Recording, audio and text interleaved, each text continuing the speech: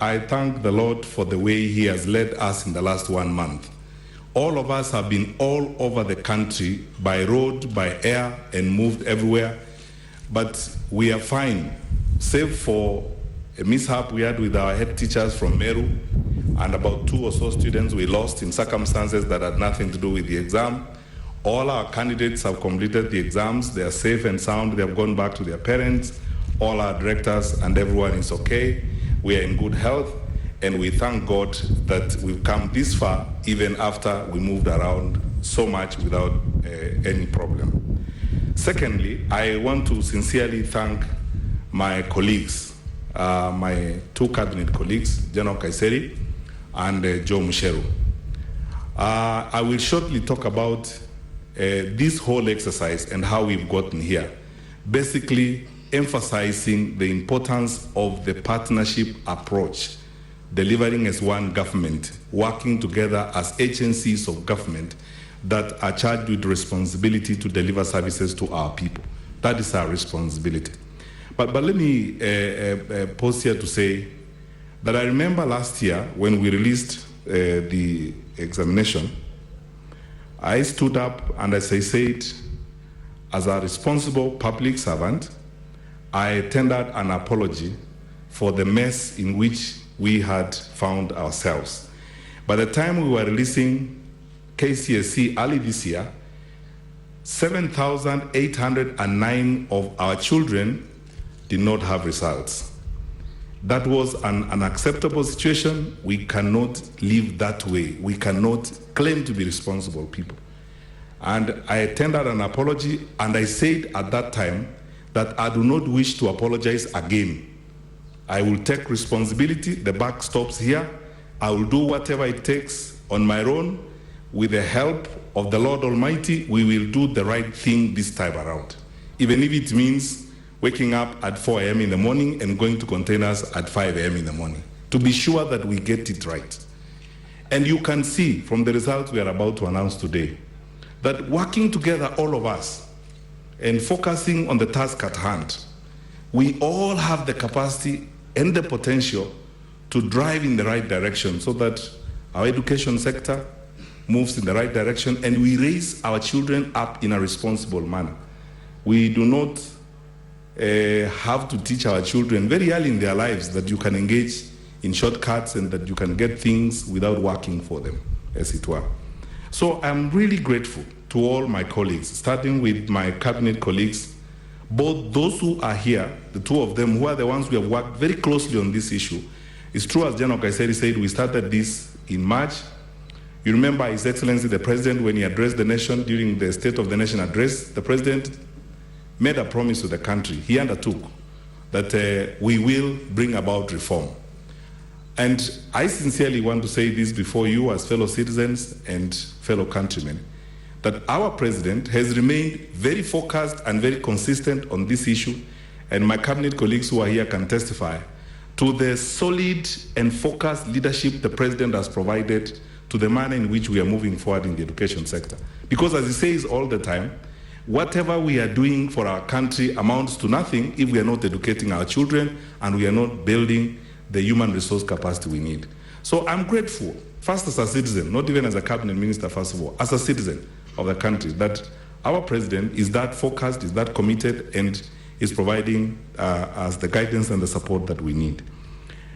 This exam, coming to it now, demonstrates that the partnership approach works, that coordination works, that working together, all of us, that if we actually abandon the silo mentality that sometimes we get into of working in our own corners, we will do better and we will deliver better.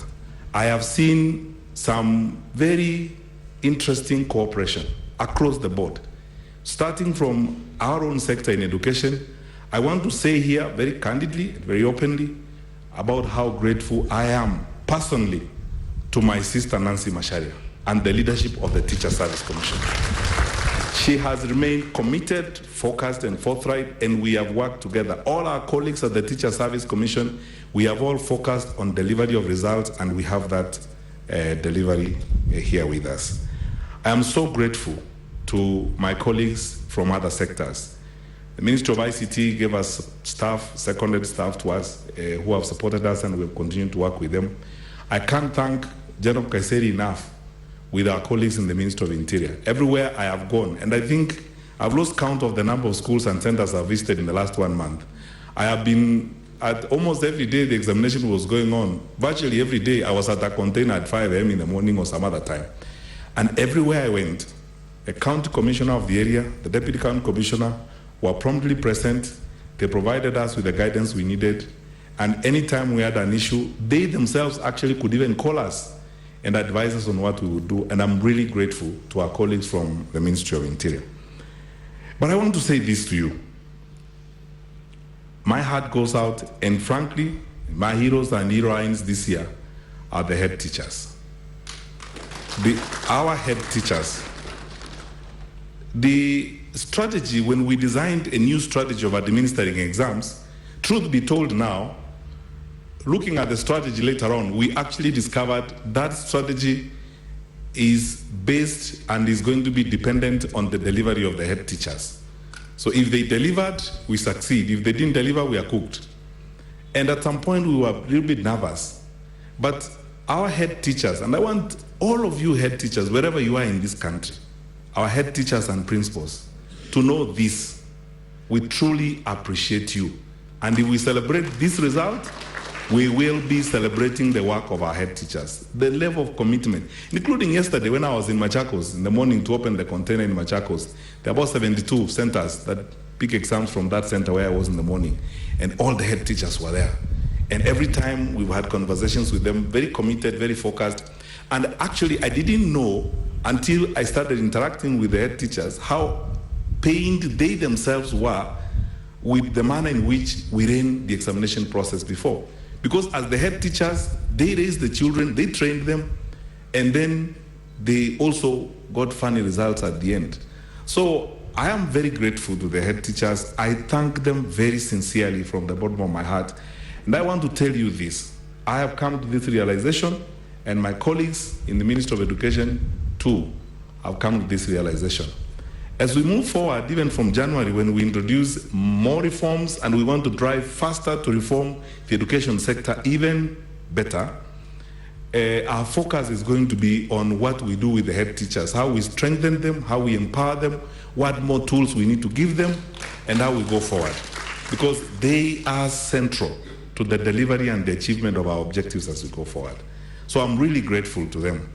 And all of you good people that the Lord has put in our lives, my colleagues from Jogo House, my colleagues from Kenya National Examinations Council, my colleagues from the Teacher Service Commission, we had a huge contingent of directors because we had both the overt and the covert strategy.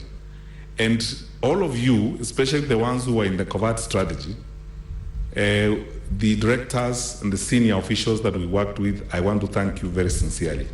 Because we were all out, we were not in the office, and we focused on this, and we have very interesting results. Lastly, and I'm going deeper into the actual results, I would like us to know this. I want us to be honest and truthful people. There is no way we are going to develop and raise our children if we are not going to be honest and truthful in the things that we do. There are certain things we cannot live with. I am very sincere as always, and we will be candid and upfront with you. There are certain things we will not accept. We will be firm, and we will insist on the right thing being done because it is our responsibility to do so. So in cases where we have had challenges, I support the actions that the Teacher Service Commission has taken. I support the policy decisions that Nancy has taken and everything that the TSC has taken. It has the full backing of government and the ministry. That we have to move in that direction to bring about a sense of seriousness in some of the things we do. We will have a lot to learn as we move forward. And there are many lessons we have drawn from this result. And I hope that as we move forward, we will build on these results and improve on what we do. The leadership of the Kenya Primary Schools Heads Association, I wrote to you personally to express my gratitude. Because, Mr. Ndolo, I am very honest. You have been steadfast and consistent Even when we actually sat down and agreed to change the school calendar and the school timetable and do the right thing, you did not waver. Mr. Ndimuli and the team from the Kenya Secondary Schools Heads Association, I thank you. You have demonstrated responsibility. Every time we consulted, the agreement we reached on how we're going to move forward, you did not waver. We moved forward on that particular front. I'm very grateful to you. I'm grateful to the leadership of the union for their cooperation and for their support as we move forward. I'm going to make available to the press the entirety of my statement releasing the results, which essentially constitutes the overall ministerial report on the results, so that you can make reference to it as it were. And before I say the actuals on the results, I want you to know this. We are committed, as I said, to delivering on the right things. So we are moving ahead. We are releasing the results now. From once election begins immediately, we will meet here on 9th of December to wind up the selection for national schools and all that. And we want our children to report to school on 9th of January, the Form 1s.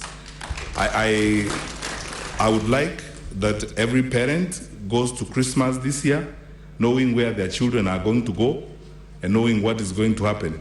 So letters for Form 1 admission will be available and will be given before Christmas.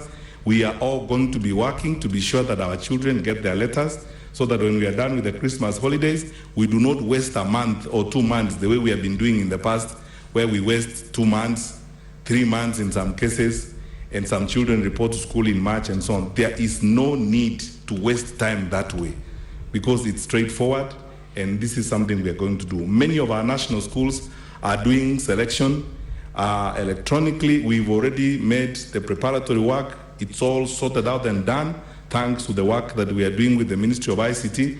Once we input the data, our selection process will be even faster this year, as it were, so that everyone gets their admission and we carry on as it were. So whatever I may not be able to address now, I believe my brother, the PS, will tell you I'll deal with it on 9th, when we are doing next week Friday, when we are completing the national schools process. We had 942,021 candidates sit for KCPE in 2016. Out of these, 49.7% were girls and 50.3% were boys. This is a slight increase from the candidature in 2015. In 2015, we had 938,912 candidates who sat for KCPE. So you can see that we have a slight increase of about 1.4% in the candidature across the board. This year, again, thanks to the directive we were given by the President, we paid special attention to our special needs candidates. We registered 1,950 special needs candidates. And even when we planned their exams, again, because of the directive the President gave, we made special contingent arrangements for special needs candidates. And when we look at their performance, it's very impressive. Some of our national schools have now adopted an integrated mechanism, so some of our special needs candidates will actually be admitted in the national schools as we go forward. So we had a raft of measures to support the special needs candidates, but the performance was very high. So here is where it gets interesting. The highest candidate this year in KCPE scored 436 marks. That is a drop, because the highest candidate in 2015 scored 449 marks. A total of 5,190 candidates scored 400 marks and above. This is compared to the year 2015, when we had 7,560 candidates scoring 400 marks and above. So you can see, in terms of the highest score, there's a drop of 31%. You will notice when we give you the raw data and statistics that actually the curve in terms of the distribution of scores is very normal, as it were. We have maintained very solid integrity in the management of this exam. Let me tell you this. And because of the way we have moved around and the support we gave the special needs candidates, The top special needs candidates scored 421 marks. So you can see it compares very well. The examination did not leak. We did not leak anywhere at all. We had only 21 incidents across the country of malpractice or attempted malpractice. A classic case was from Wajir, where cell phones were collected from candidates. And we took the cell phones, we have had them analyzed. They were collected before the examination began. The supervisor in that center and the principal and all the other people who are involved, who will actually be disciplined because that process has started, who allowed it to happen. We collected the cell phones before they began. We have analyzed the cell phones and the content and the communication using our security systems, and we can see that teachers were seated in the bush and trying to send answers to their students using those cell phones. Fortunately, they were sending the answers to the security people because they are the ones who had the phones by that time. So the truth of the matter is that the exam did not leak. So for the first time in the history of KCPE, there is no candidate whose results are going to be cancelled. All our kids get their results. No candidate is going to lose their results. And these 21 cases we had is the lowest number of cases of malpractice or attempted malpractice that we have ever had in the history of KCPE. And each of these cases has been analyzed, and the process of documenting these cases is going on. And some process also of disciplining the culprits is going on. So the full analysis of the results will be available. But I want to answer a question before you ask me. Are we going to rank the schools and the candidates? Parliament passed an amendment to the Kenya National Examinations Council's Act, which requires us to rank the schools in the order of a system we will have to determine through research, consultation, and then we are required to prepare regulations. Because that is subsidiary legislation, we have to send them to Parliament before we can have a system based upon which we can rank.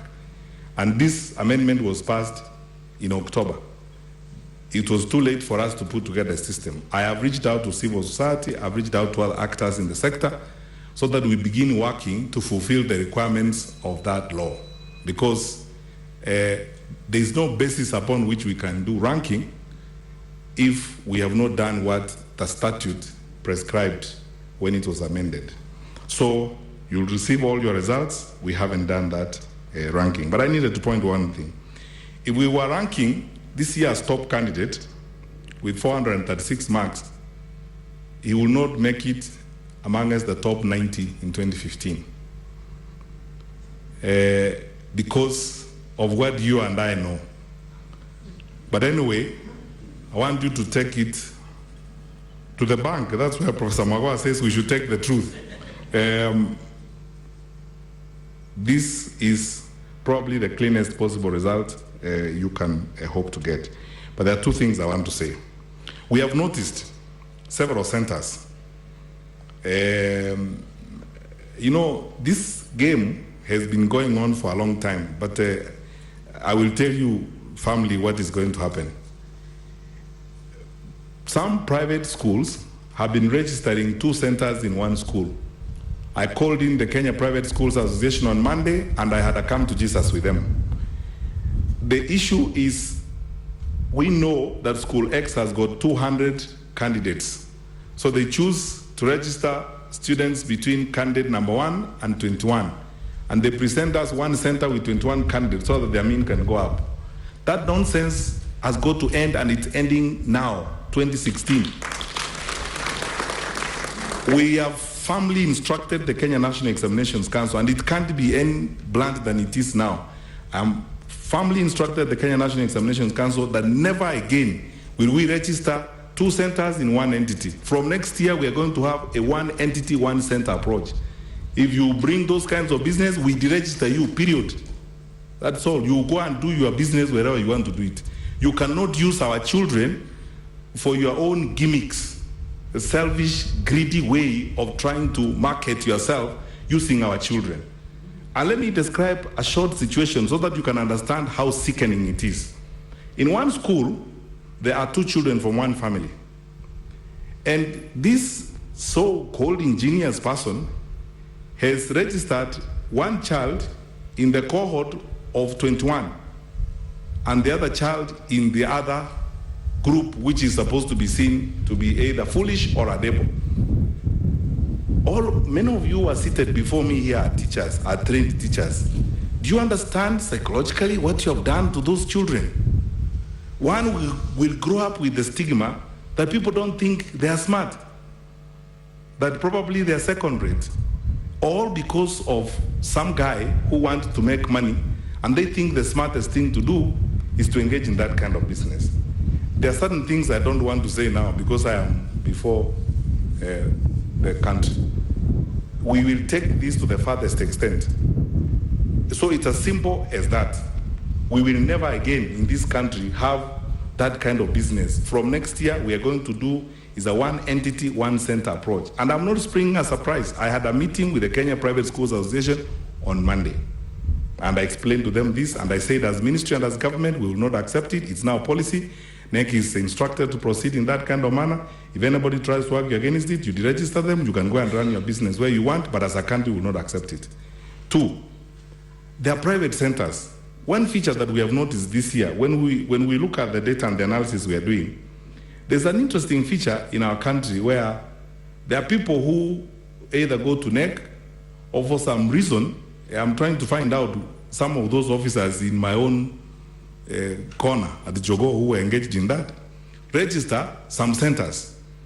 We have a school in a particular part of the country, I don't want to stigmatize that part of the country, 2 schools actually, where there are no students from 1 to from 3.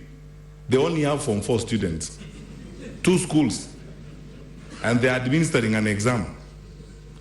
There are private schools. When I was moving around, you go to places where in Nakuru and other places where you go, the officers take you to behind some shop where you find people doing an exam. They say they are actually private candidates, registered as private candidates. Many of them actually ran away when it started cracking hard on these people. Some of the absent candidates you will see in our data this year is from those people, because when they knew we were moving around ourselves, they vanished in the process. So here is the way we will go. We will never again have any of those private centers that do exams from behind shops. Any private center or private candidates who register for an exam will do an exam from a Ministry of Education institution. Because if you register as private candidates, you are in Nairobi, we have plenty of places in Nairobi. We will find a school for you in Nairobi where you do your exam. We will find a TTC for you. We will find a polytechnic for you where you will do your exam. You don't have to go to somewhere behind Ngara and want to do the exam from there, because I can tell you for a fact, half of those are cases of impersonation where people are doing exams for others and so on and so forth. And that is the sector that fueled examination cheating. Because those are the people who invest money in buying invigilators, buying supervisors, and so on. So we're cleaning up. And then let everyone agree, we have to clean up. That's the way we're going to go, as it were. So NEC, again, is also instructed on that. Those private centers, you will be registered as a private candidate, that's fine, but you will do an exam from a Ministry of Education institution. Once you have been registered, NEC will tell you, you will do your exam from Nairobi School. And we'll go to the principal of Nairobi School, they will give us a room where we'll locate you. Or we'll go to the principal of Ngara Girls or principal of Pangani. They give us a place where we will locate you, working with our regional coordinators and our county directors. We locate you, you do your exam from there. That is how we will protect the integrity of the exam. I think, by and large, that is it. I did promise, and I think it's now policy. We have agreed that from next year, we'll be paying examination fees for all our candidates, whether they're in public or private schools. And in that vein, when we do Form 1 selection, all our children who have 400 marks and above, whether they are from private or public schools, will be selected to national schools of their choice as we go forward. And we will deal with case-by-case arrangement as we have been asked by the Kenya Private Schools Association, and we'll keep working with them. As long as they're not making unreasonable demands, we are always, of course, ready and willing to reason with everyone, as it were. So, in conclusion, I want to say two things. Our command and control center is working. It's a 24/7 operation. Anyone who has issues on the exams, we gave the numbers during the exams. Call up there, walk in. Whatever issue you have, we will be able to sort it out. I do not need to reiterate the position that has been clearly outlined by my colleagues, both Joe Musheru and General Kaiseri, about the marking of KCSE. We will stick to the truth, and I think you can see so far that you cannot second guess us. You just need to try. We are going to manage the exam processing very effectively, truthfully, and ensure that we get credible results for KCSE, because that too is something that we've managed very effectively. Very lastly, if you are a candidate, you can send your index number to 22252, 22252 right now, and you get your results. And may God bless you all. I will wish you Merry Christmas next week during the Form 1 selection. Thank you.